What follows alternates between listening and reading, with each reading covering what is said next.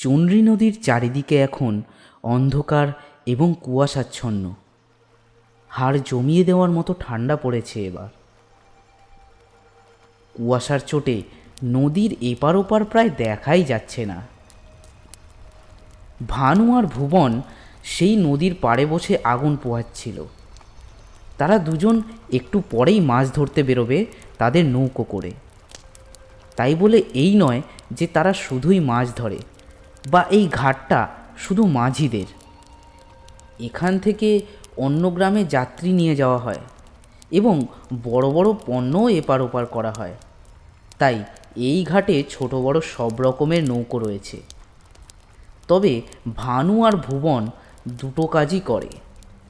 তারা দিনের বেলায় যাত্রী পারাপার করে আর রাত 1টা-2টো পর্যন্ত মাছ ধরে, কারণ রাতে বিশেষ যাত্রী হয় না। তারা নদীতে নামার আগে একটু গা গরম করে নিচ্ছিল। এখনও বেশি রাত হয়নি। তারা একটু রাত করেই নদীতে নৌকো ভাসাবে। দুজনে বসে বসে নানান কথা আলোচনা করছিল। এ কথা সে কথার মধ্যে ভুবন ভানুকে বলল, এ ভানু, একটা বিড়ি দে তো। এই বিড়ি তো নেই ভুবনদা। সে কি রে, এখনো কত রাত পর্যন্ত নদীর মাঝে থাকতে হবে আর একটাও বিড়ি নেই? না ভুবনদা, তবে পঞ্চার দোকান বুঝি এখনো খোলা আছে, গিয়ে নিয়ে আসবো। যাবি? তা যা। তবে এখন পঞ্চার দোকান খোলা পাবি কি? হ্যাঁ হ্যাঁ, পঞ্চার দোকান তো ওর বাড়ির মধ্যেই, গিয়ে হাঁক দিলেই হবে। বেশ, যা। তুই এলেই নৌকা ছেড়ে দেব। আচ্ছা, তুমি বসো, আমি যাবো আর আসবো।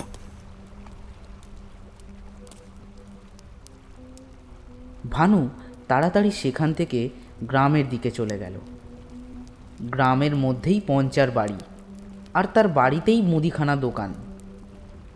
ভানু গ্রামের রাস্তা ধরে চলে যাওয়ার কিছুক্ষণ পরেই ঘাটের যেই রাস্তাটা ট্রেন স্টেশনের দিকে চলে গেছে, সেই দিক থেকে একজন লোক হেঁটে ঘাটের দিকেই আসছে।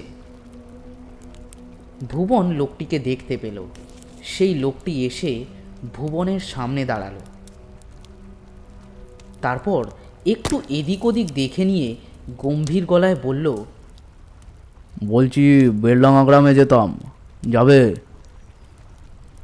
ভুবন লোকটিকে আগে ভালো করে দেখে নিল। শহুরে মানুষ, প্যান্ট শার্ট পরা, হাতে একটা বড় সড়ো ব্যাগ। তার চোখটা দেখা যাচ্ছে। সেই চোখের দৃষ্টি খুব একটা সুবিধের নয়।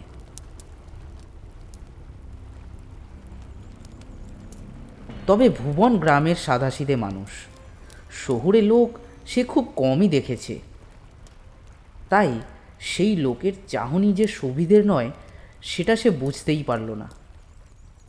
লোকটিকে আপাদমস্তক দেখে নিয়ে ভুবন জিজ্ঞেস করল, আপনি বেলডাঙ্গা গ্রামে যাবেন? হ্যাঁ। সেখানে কাদের বাড়ি যাবেন? লোকটির যেন খুব তাড়া আছে। এই রকমভাবেই সে বলল, সে আমি বলবো, তবে এখানে তো তুমি ছাড়া আর কাউকে দেখছি না। তা তুমি কি আমাকে নিয়ে যাবে? আগে আমি তো একটু পরেই মাছ ধরতে পূবের দিকে যাব, কিন্তু বেলডাঙ্গা তো দক্ষিণ দিকে। তোমার নাম কি? আগে আমার নাম ভুবন, ভুবন মণ্ডল। শোনো ভুবন, আমাকে যে করেই হোক তাড়াতাড়ি বেলডাঙা গ্রামে যেতেই হবে। তুমি আমাকে নিয়ে চলো, তো তোমাকে ভালো বকশিস দেবো। আগে বাবু, বকশিসটা তো বড় কথা নয়, তবে একটা প্রশ্ন হলো, আপনি এত তাড়াহুড়ো করছেন কেন? আসলে হয়েছে কি জানো, বেলডাঙায় আমার দিদির বাড়ি। সেখানে আমার দিদি খুব অসুস্থ, তাই আমার খুব চিন্তা হচ্ছে। এই কথা শুনে ভুবন আর কোনো প্রশ্ন করল না। সে শুধু বলল, তাই নাকি?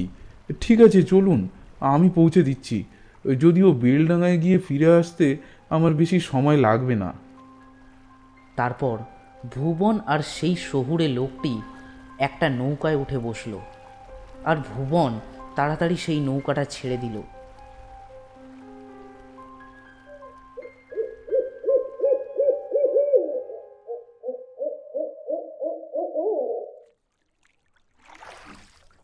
ঘন কুয়াশা আর অন্ধকার ভেদ করে এগিয়ে চলল ভুবন মাঝির নৌকো।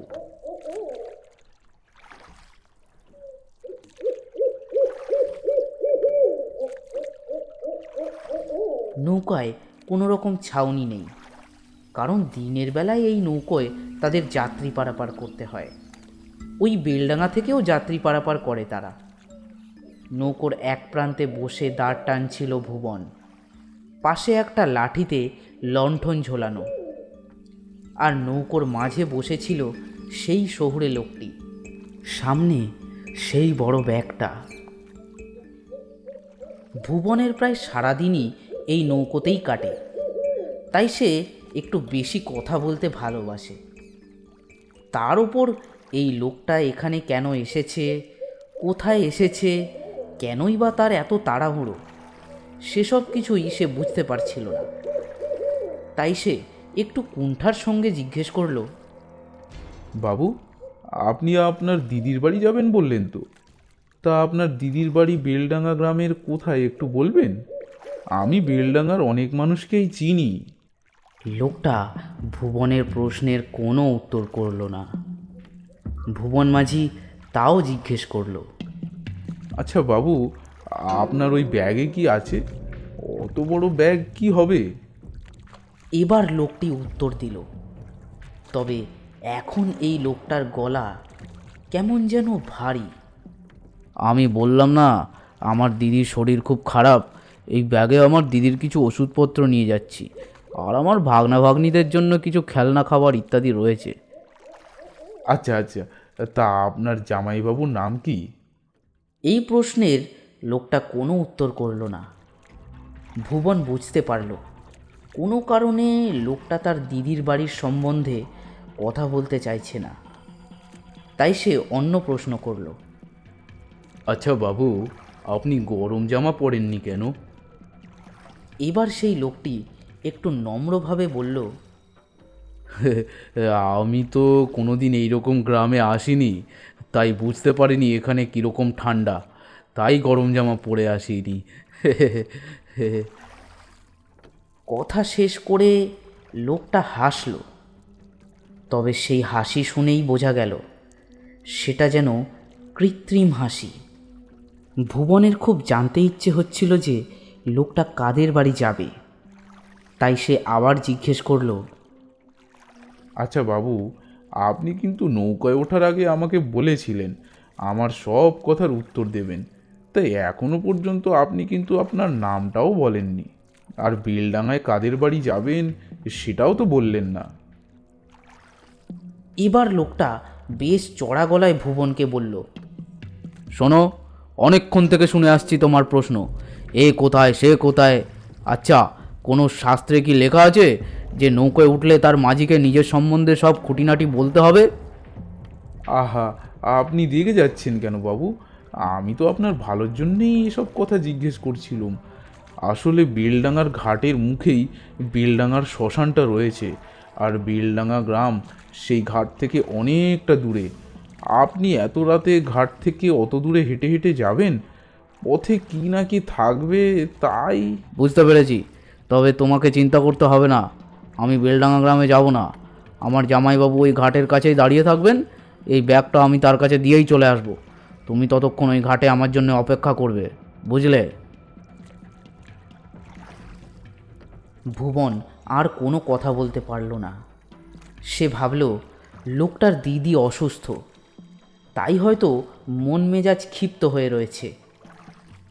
আর একটা কথা তার মনে পড়ে গেল, ভানুকে তো বলে আসা হলো না, সে সেই বিড়ি নিয়ে আসতে গেছিল। এতক্ষণ বোধহয় সে ঘাটে এসে তাকে খোঁজাখুঁজি করছে। ভুবন মাঝি ভাবল তাড়াতাড়ি বেলডাঙায় গিয়ে আবার তাকে নিজেদের ঘাটে ফিরতে হবে। তাই সে আরও তাড়াতাড়ি নৌকো বাইতে শুরু করলো। চারিদিকে ঘন কুয়াশা, জলে ছলাৎ ছলাৎ আওয়াজ করে এগিয়ে চলেছে ভুবন মাঝির নৌকা।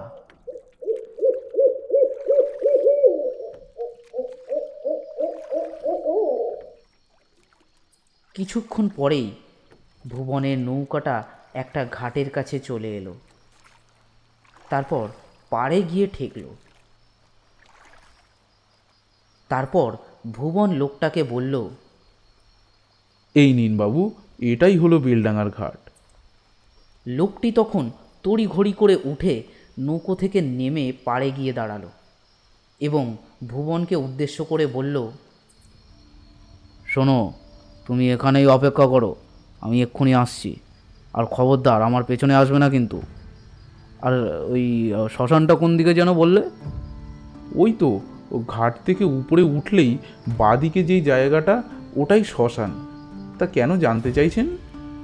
সব কথা এসে বলছি, একটু অপেক্ষা করো। আমার জামাইবাবু বোধহয় অনেকক্ষণ ধরে দাঁড়িয়ে আছেন। বলে লোকটা চলে গেল। কিন্তু ভুবন পড়ে গেল মহা ফাপড়ে। ভানু নিশ্চয়ই তাকে আর তার নৌকোকে ঘাটে না দেখতে পেয়ে না জানি কি করছে। এদিকে এই লোকটিকে তো এরকমভাবে ফেলে চলেও যাওয়া যায় না। খুব বিড়ি খেতে ইচ্ছে করছে ভুবনের, কিন্তু বিড়ি যে তার কাছে নেই। বেলডাঙার প্রায় সব মাঝিকেই ভুবন চেনে, তাই সে ভাবছিল যে লোকটা যদি একবার তার জামাইবাবুর নাম বলতো তাহলে হয়তো সে চিনলেও চিনতে পারত। এইসব ভাবতে ভাবতে বেশ খানিকক্ষণ সময় কেটে গেছে, কিন্তু সেই লোকটির টিকিটিও দেখা যাচ্ছে না। উফ, কি বিপদ! আর কতক্ষণ যে এইরকমভাবে বসে থাকতে হবে? ওদিকে ভানুটাও বোধহয় চিন্তা করছে। আর না, আর কিছুক্ষণ দাঁড়াবো, লোকটা না এলে আমি চলেই যাব। ভুবন নিজেই নিজের সাথে কথা বলছিল। তখনই দুজনের গলার শব্দ পেল সে। গলা শুনে বোঝা যাচ্ছে সেই দুজন যেন ঝগড়া করছে। আরে, দুজন মনে হচ্ছে ঝগড়া করছে, আর একজন তো মনে হচ্ছে ওই শহুরে লোকটা। আরেকজনের গলাও কেমন চেনা চেনা লাগছে। যাই তো, গিয়ে দেখি কি হচ্ছে। এরপর ভুবন নৌকো থেকে পাড়ে গিয়ে নামল, আর যেদিক থেকে গলার শব্দ ভেসে আসছে সেদিকে এগিয়ে গেল। একটু হাঁটতেই সামনে সে দুজনকে দেখতে পেল। একজন তো সেই শহুরে লোকটি, আর একজন হলো বেলডাঙা গ্রামের অখিল মাঝি। ভুবন অখিল মাঝিকে খুব ভালো করেই চেনে, তবে অখিল মাঝির রূপ দেখে হতচকিত হয়ে গেল সে। পরনে লাল ধুতি এবং গলায় রুদ্রাক্ষের মালা, চুলগুলো এলোমেলো। তারা কি করছে সেটা দেখার জন্যে একটা গাছের পেছনে লুকিয়ে পড়ল ভুবন।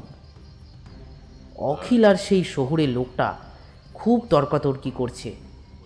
সেই শহুরে লোকটা চেঁচিয়ে চেঁচিয়ে বলছে, এটা কিন্তু আপনি ঠিক করছেন না। আপনি বলেছিলেন 11টা মাথা আনতে, আমি তো 10টা নিয়ে এসেছি। আর 11টার দাম না দেন, 10টার দাম তো দেবেন। আপনি জানেন কত কষ্ট করে, কত সাবধানে আমাকে এগুলো আনতে হয়েছে। কারণ নজরে পড়ে গেলে পুলিশ তো আমাকেই ধরবে, আপনার আর কি। আর তাছাড়া আমি তো ইচ্ছে করে একটা মাথা কম নিয়ে আসিনি। আপনি আজকের মধ্যে চেয়েছিলেন, আর আজকের মধ্যে আমি 10টাই মাথা জোগাড় করতে পেরেছি। এবার অখিল মাঝি সেই লোকটিকে তাড়া দিয়ে বলল, এই যে, খুব সাবধান। আমার গ্রামে এসে তুই আমার উপর গলাবাজি করছিস? তোর সাহস তো মন্দ নয়। গলাবাজি করব, অবশ্যই করব। তান্ত্রিক না গেও ভূত, একটা সাধারণ কথাই বুঝতে পারছে না। আমি এত কষ্ট করে মাথাগুলো নিয়ে এলাম, তা সে আমাকে টাকা না দিয়ে শুধু উল্টোপাল্টা কথা বলে যাচ্ছে। একটা মাথা আমি জোগাড় করতে পারিনি তো কি করব? আমি কি নিজের মাথা খুলে দেবো নাকি? এই কথাটা বলার সাথে সাথেই অখিল মাঝি বিকট গলায় হেসে উঠল। বাহ বাহ বাহ, বেশ ভালো বুদ্ধি দিয়েছিস যে। ভালো বুদ্ধি? ভালো বুদ্ধি মানে? ভালো বুদ্ধি মানে, আমি যে বিশেষ সাধনার জন্য মাথাগুলো নিয়েছি, সেখানে 11টা মাথা না হলে হবে না। আর তুই নিয়ে এসেছিস 10টা মাথা। সুতরাং তোর ভুলের সংশোধন তো তোকেই করতে হবে। মানে কি বলতে চাইছেন আপনি? মানে এক্ষুনি বুঝতে পারবি, দাঁড়া। বলে অখিল মাঝি চোখ বন্ধ করে একটা মন্ত্রপাঠ শুরু করে দিল। তার সেই মন্ত্র পড়া দেখে সেই শহুরের লোকটি তাচ্ছিল্য করে বলল, হ্যাঁ, যত সব পাগলের কাণ্ড। তোমরা গ্রামের গেও ভূত গেওই থাকবে, বুঝলে? লোকটার কথা শেষ হতে না হতেই অখিল মাঝির পেছন দিক থেকে একটা ভয়ঙ্কর দর্শন পিশাচ বেরিয়ে এলো এবং সেটা ধীরে ধীরে বিরাট আকার ধারণ করলো। গাছের পেছনে দাঁড়িয়ে ভুবন এইসব দৃশ্য দেখছিল। এই রূপ সে কোনোদিনও দেখেনি, এমনকি দেখার প্রত্যাশাই করেনি। সে বেশ কয়েকবার অখিল মাঝির সাথে বাজারে মাছ বিক্রি করতে গেছে, একসাথে দাঁড়িয়ে বিড়িও খেয়েছে। অখিল মাঝিকে সে খুব ভালো মানুষ বলেই জানতো, তবে এই রূপ দেখে সে প্রায় জ্ঞানশূন্য হয়ে পড়ছিল। তবে তার সামনে হঠাৎই এমন একটা ঘটনা ঘটে গেল যে তার সেই শূন্যতা মুহূর্তেই কেটে গেল। অখিল মাঝি বলল, বেতাল, যা, ওর মাথাটা আমায় এনে দে। তারপর সেই বেতাল সামনে গিয়ে সেই লোকটির গলা কামড়ে ধরে তার গলাটাকে ছিঁড়ে ধড় থেকে মুন্ডু আলাদা করে দিল। তারপর সেই লোকটার মাথাটা ছিটকে গিয়ে পড়ল ভুবনের সামনে এবং সেই বেতাল কোথায় যেন হাওয়ায় মিলিয়ে গেল। এই সব দেখে ভুবন মাঝি গাছের পেছন থেকে বেরিয়ে এলো আর বলল, অখিলদা, এটা তুমি কি করলে? লোকটাকে তুমি মেরে ফেললে। ভুবন মাঝিকে দেখে অখিল একটু ঘাবড়ে গেছিল। ঘাবড়ে গিয়ে সে বলল, এ কি ভুবন, তুই তুই এখানে কি করছিস? আমি কি করছি সেটা পরে হবে, কিন্তু তুমি এসব কি করছো? তুমি লুকিয়ে লুকিয়ে তান্ত্রিকগিরি করছো। আমি তোমার এই রূপ গ্রামে গিয়ে সবাইকে বলে দেব। তুই গ্রামে গিয়ে তখনই তো বলবি না, যখন এখান থেকে বেঁচে ফিরবি। অখিল মাঝি আবার চোখ বন্ধ করে মনে মনে কি একটা মন্ত্র পড়তে শুরু করলো। তারপর ভুবন দেখল সেই শহুরে লোকটি যেই ব্যাগটা নিয়ে এসেছিল, সেই ব্যাগটা থেকে একটা দুটো করে মরা মানুষের মুন্ডু বেরিয়ে আসতে লাগলো। তারপর সেই মুন্ডুগুলো একে একে ভুবন মাঝিকে ঘিরে ফেলল। সেই মুন্ডুগুলো গোল করে ভুবন মাঝিকে ঘিরে তারই দিকে তাকিয়ে রইল। এদের মধ্যে কারোর চোখের মণি লাল, কারোর কালো, কারোর তো আবার চোখের কোটরে মণিই নেই। এদের মধ্যে সেই শহুরে লোকটার মাথাও রয়েছে, যে এই মাথাগুলো নিজে ব্যাগে করে নিয়ে এসেছিল। কিরে ভুবন, গ্রামে গিয়ে বলবি? যা, বলে আয় দেখি কেমন পারিস।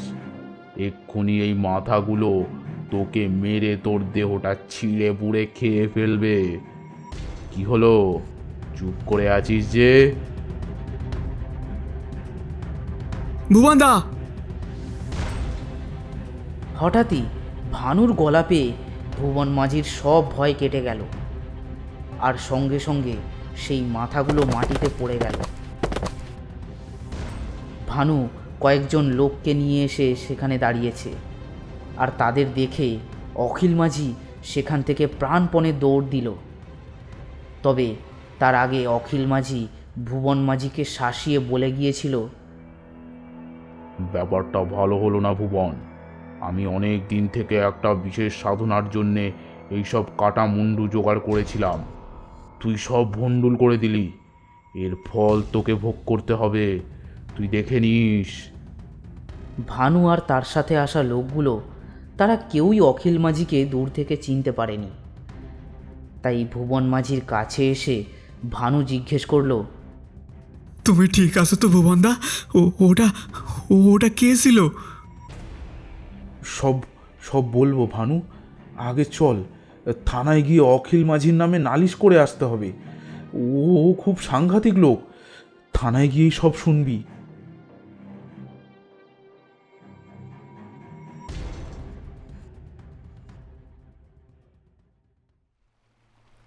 সেই রাতের কিছুদিন পর এক সন্ধ্যায় ভানু আর ভুবন তাদের সেই ঘাটেই বসে আগুন পোয়াচ্ছিল। আগের দিন বেলডাঙার সেই শ্মশান থেকে তারা সোজা থানায় গিয়ে অখিল মাঝির নামে নালিশ জানিয়ে এসেছিল। তাও প্রায় 2 সপ্তাহ হয়ে গেছে। তারপর ভানু আর ভুবন দুজনেই কাজে ব্যস্ত হয়ে পড়েছিল। মাঝে একদিন থানায় যেতে হয়েছিল তাদের, তারপর থেকে ভুবন আর কোনো খবরই পায়নি। তাই সে ভানুকে জিজ্ঞেস করলো, আচ্ছা ভানু, ওই অখিল মাঝির কি খবর, কিছু জানিস? হ্যাঁ ভুবনদা, খবর একটা পেয়েছি। পুলিশ তো ওকে খুঁজে পেয়েছে, তবে ও নাকি কিছু বলতে চাইছে না।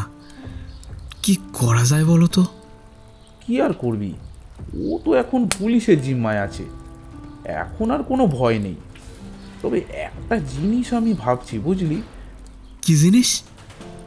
অখিল পালিয়ে যাওয়ার আগে আমাকে শাসিয়ে গিয়েছিল। ও বলেছিল যে ও আমাকে ছাড়বে না। ও কি করতে পারে বলতো? কি আর করবে, ওই যে তুমি বললে ও এখন পুলিশের হেফাজতে আছে, থানার মধ্যে থেকেই ও আর কিছুই করতে পারবে না। এখন চলো নৌকা নিয়ে বেরিয়ে পড়ি, বেশি রাত করা চলবে না। ভানু আর ভুবন দুজনেই মাছ ধরতে নদীতে চলে গেল। অখিল মাঝি যে জেলে রয়েছে সেটা ভেবে ভুবন একটু নিশ্চিন্ত হয়েছিল। তবে সে যেমন করে সেই বেতালকে দিয়ে ওই শহুরে লোকটাকে মেরে ফেলেছিল, সেই ঘটনা মনে পড়তেই ভুবন মাঝির দুশ্চিন্তা মাঝে মাঝেই বেড়ে ওঠে। আর এই দুশ্চিন্তা সারা জীবনেও যে যাবে কিনা সেটা ভুবন মাঝি জানে না।